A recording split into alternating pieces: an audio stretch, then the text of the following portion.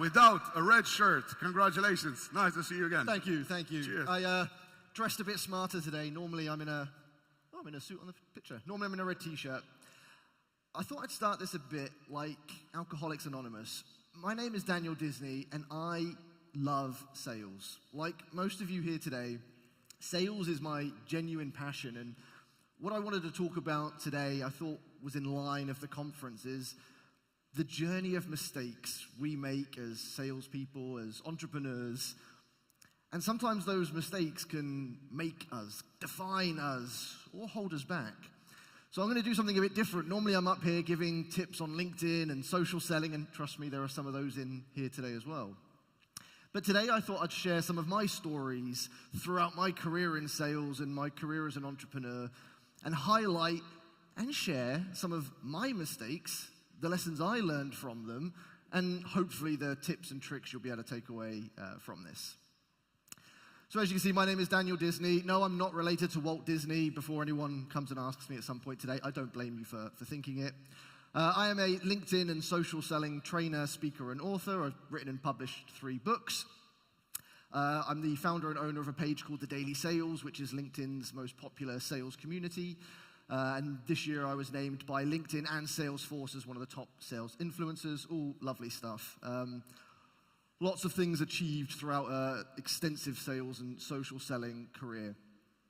Nearly 20 years now that I've worked in sales. My first job at 16 was selling kitchens and bathrooms, and I worked through multiple industries all the way up to sales director before starting my own business in what I do now. 20 years in sales, biggest sales team I led with 325 sales reps, millions sold in revenue through myself and my sales teams, but a lot of mistakes along the way. And there are lots of speakers that will come on here and teach you how to sell and all the wonderful parts of sales and selling, but sales is hard. Running a business is hard, and we all make mistakes. So I'm going to open up today and do something that, to be fair, I don't think I've ever done, and share some of my mistakes and some of the things I learned from it, because it's from those mistakes that I found the successes that I've achieved over the years. And I'm sure it's through some of your mistakes that you've made in the past, present, and are bound to make in the future that will define the success that you have. So here are the 5 biggest mistakes I made, with some stories I've never shared on stage before, sprinkled with a bit of humor and hopefully lots of tips and tricks and strategies as well. So mistake number 1 is listening to the wrong people. This is one I've learned multiple times, and it's always a tricky one to navigate, as to know who is the right person to listen to. Now, each mistake I've put in a little meme just to bring it to life a little bit.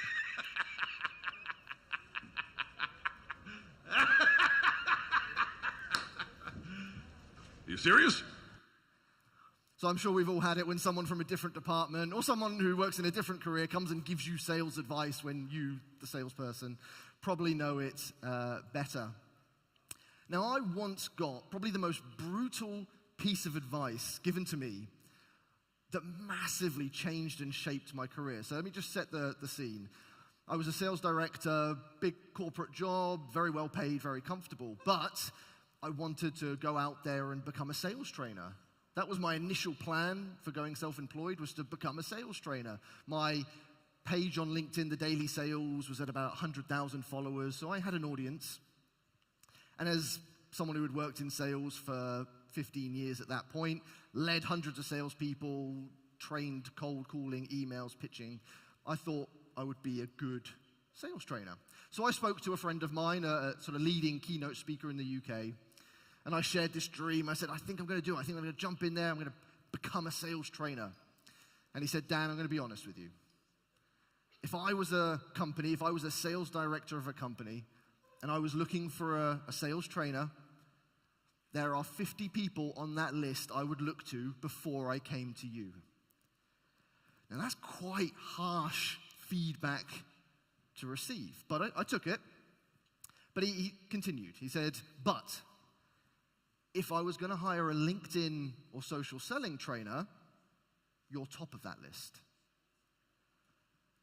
And so whilst my dreams that I've been thinking about for months about being a sales trainer were sort of hit hard by that brutal honesty, they were right. I did have a bigger presence, better experience, and a lot more success on LinkedIn and social selling than I did in sales. And so I completely changed that trajectory and became a LinkedIn and social selling trainer and eventually an author and a speaker. But every time I've told that story, certainly in the past, a lot of people are like, that's horrible, they can't say that to you. But sometimes receiving that brutal honesty is what helps us learn the real lessons. And so when I talk about surrounding yourself with the right people as the solution to this, think about the people you're with day in, day out, in the office, online. Who are your friends and connections on social media? Who are you listening to on a regular basis? Because if it's not the right people, it's like an anchor, it will hold you down. And social media is a good example of this because we sometimes don't think about who we're connected with. We're just consuming all this information. And if it's too negative, it could be having a negative impact. So my biggest tip is choose the people you surround yourself with. You're here at an amazing conference, network with each other because everyone here has a shared vision of becoming the best they can at sales. Right, mistake number 2, letting success get to your head. Anyone who's worked in sales and been successful will probably be able to relate to this. Sales feeds the ego. Success feeds the ego. And I've met a lot of salespeople that are very proud of all the opportunities they have in their pipeline and how successful they are. But ego is a trap that can, again, trip us up as we go. And I learned this the hard way very early on in my career. I was a part-time sales rep selling kitchens, and I became the top salesperson in that company, which was wonderful.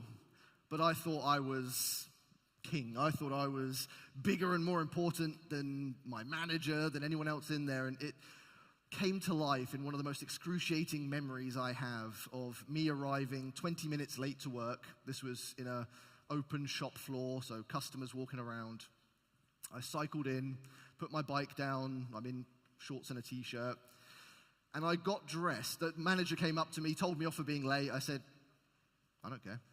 Got dressed in front of all the customers and just carried on with my shift. The level of arrogance I had back then makes me cringe. It was horrible. But it's a trap that I've seen salespeople fall into that have worked for me, that I've met and spoken with over the years. Ego can be a very dangerous thing, and when you achieve success, it's easy to happen. So my biggest advice for this, as a salesperson, entrepreneur, or a sales leader, is be aware of it. Learn how to coach it, to guide it. Success is good, but there's always more success to achieve. So I can sit here with 1 million followers on LinkedIn, and that's good, but I want to get to 2 million. I want to get to 10 million. So keep setting new goals. If you've got people in your teams that are the top, keep giving them new things to work towards. It's the moment that there isn't anything to go towards that you start to fall into that ego trap. So try and keep that ego balance. Be aware of it. Ego is good. It motivates us. It makes us competitive. But it can also make us arrogant and do stupid things like I did. Right, mistake number 3, not controlling who you work for. Quick raise of hands. Who here has worked for a horrible manager at some point in their career? There's lots of hands coming up. Well, here's my meme to help amplify this point. Most sales managers are the loveliest person every day of the month, apart from the last day of the month where they become a werewolf, a creature, a monster, and the pressure just becomes unbearable. I once had a manager that nearly made me quit sales, and this was quite into my sales career. And this one manager got me the closest to quitting I'd ever been. And one of my worst memories was you'd be sat there making cold calls, working hard, and I was always performing and hitting target. But you'd be sat there at your desk, and then suddenly you'd hear, and I kid you not, they would stomp around the office, they would stand behind you, listening in, they would call you out in front of everyone, when's this opportunity coming in? The worst example was when they came in on the last day of the month, in front of the whole team, just spoken to the sales director. They're really unhappy that we're so far behind. If we don't hit target, I can't guarantee you'll have jobs next month. And when you take that week after week and month after month, even the best salespeople get ground down. And the funny thing is, when we look for jobs, when we apply for sales roles, we don't always think, we're so keen to get the job, we don't think to interview them to see if it's the right job for us. And my biggest tip is when you're going out there looking for your next role, or if you're a company owner or even a sales leader yourself, choose the leaders that you work for. Choose, again, similar to the other tip, the people surround yourself with, choose the leaders that you surround yourselves with. There are great leaders out there. I'm sure there are many great leaders here, but there are a lot of bad sales managers out there that are grinding good salespeople down and out and holding companies back from success. It's not easy being a sales manager, and it's not for everyone. But when it's done right, it works. When it's done wrong, it really doesn't work. All right, mistake number 4, thinking that sales and success is going to be a smooth journey. I see so many people that think working in sales is going to be easy, starting a business is going to be easy, and I've got a very embarrassing story to tell you about that in just a second. But this is what sales is like in reality.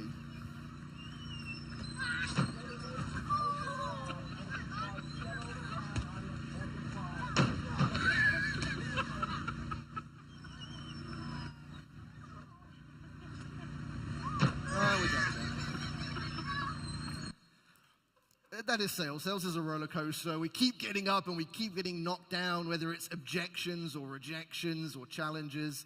The roller coaster of life as a salesperson is very much real. It's full of ups and downs. And beyond staying grounded for our own ego's sake, we also want to make sure we look at success in the right way. And not that long ago, this is quite a recent story, a lot of entrepreneurs on there were launching online courses. They were talking about these amazing launches that they'd build an online course, drop it on social media, and make $100,000 in a day. And I got sucked into those stories, and I thought, okay, yeah, I'm going to put a course together. I'm going to throw it out there. I'll make $100,000 in a day. Why not? Built the course, made it look as good as I could, launched it. I think I sold one. Definitely didn't make $100,000 in a day. Hasn't made $100,000 in its lifetime. And it's scary how sometimes you think you're going to be successful, or you think there's going to be a quick success. And a big part of sales, business, entrepreneurship, even sales leadership is embracing the ups and downs. Learn from successes, but learn from failures as well. One of the things I don't see enough salespeople doing is reviewing their rejections. So when they send a proposal or pitch for a bit of business, when they don't win it, they often just move on and forget about it, instead of going back to that customer and saying, look, I know you chose to not work with us. Could I just ask why? What made you choose our competitor? We can learn just as much from our failures and losses as we can our wins and successes.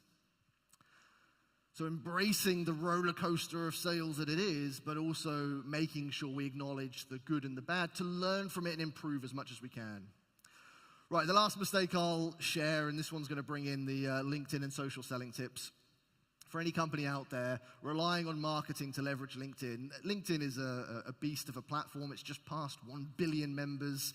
And for salespeople, it's a huge opportunity. Now, no disrespect to anyone who works in marketing that might be here in the audience or online. A lot of marketers, in my experience, don't necessarily understand LinkedIn to its real potential. And empowering your sales teams to start creating and sharing content is often a very scary thing for marketers to do. And this sort of meme highlights that reality. But LinkedIn's a huge opportunity for each and every single person here.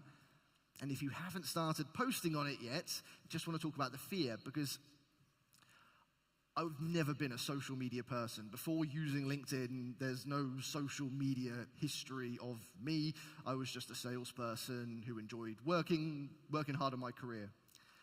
LinkedIn drew me into social media because it was a social media platform I could use to sell. But I'm just a salesperson. I spent my years making cold calls, knocking on doors. So posting content on LinkedIn, that's not what salespeople do. We pitch, we present, we sell. But your customers are probably on LinkedIn. Some of your customers are going to be using it every day. And LinkedIn could be influencing what they buy and who they buy from. So as a salesperson or a sales leader, being active and sharing content is powerful. But I remember the first time I posted on LinkedIn, I hated it. It got 2 likes. I've looked back, it was a terrible post, but it got me started. Just like, do you remember the first cold call you made? I do. It was horrible. I hated it. But you make more, you get better at it. And so for anyone here who's not using LinkedIn yet or not posting enough, you've got a great opportunity here today because you're at an incredible conference that looks amazing, that's presented amazingly. You've got photo opportunities everywhere. And my biggest tip for everyone today, even if you're scared or not scared, take photos. Post them on LinkedIn. Tag people in that you've met. Tag people in that you see.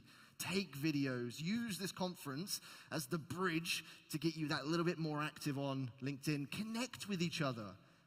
When you're meeting people, getting business cards, find them on LinkedIn. Grow your network. There is a lot of business to be done to the people that are active. Fear will hold you back from a lot of things. And I'll tell you what, I'll give you one more insight into my personal fears. Right now, I'm trying to get onto TikTok because there is a lot of potential on TikTok, but it's scary. I'm not the video-y type of person in what I see on TikTok, so I'm having to overcome fears, try and create content, build my confidence. So I know what it's like being new to a platform. For some of you, that might be where you are with LinkedIn. You all have a voice, regardless of your experience, and LinkedIn wants to hear it, your audience wants to hear it. So use today, use this conference, take photos, post them, tag people in, use it as a bit of a bridge to get you more comfortable on it. As I said at the start, I love sales. I am sales through and through, passionate about sales. That's why I love this conference, because it's all about sales. I think it's one of the best professions out there, and this is my little doodle to summarize what I think of sales. For me, sales is about solving problems. We've heard a little bit about that this morning. Not going out there to sell products, but help people solve their problems. You do that by asking questions. We might hear Jordan do it later. The whole sell me this pen, it's not about selling the pen, it's about asking questions to identify what that person might need in a pen. Common thing that a lot of people forget about, sales is about listening, not about talking. We need to show empathy, and might be able to use AI to start tapping into that empathy, but we need to show that we understand our customers. And the final bit is we need to share knowledge. Our customers, now more than ever, want your information. There's a lot out there on the internet, but decision makers, C-level decision makers, they want you to tell them what works. That's my time done. I'm so honored to be here at such an incredible event. The team have done an amazing job putting this together, and I wanted to leave my talk today by giving you just as much as I could. So here is my gift to everyone who's here in person, who's watching it virtually. I'm going to give you my first best-selling book, completely free, no strings attached. That QR code will take you straight through to the PDF, so please grab a screenshot. If you don't have time to do it now, ping me a message later and I'll send you a copy. But 160 pages, tons of LinkedIn and social selling tips, all yours. I hope you enjoy the rest of the conference. Thank you very much.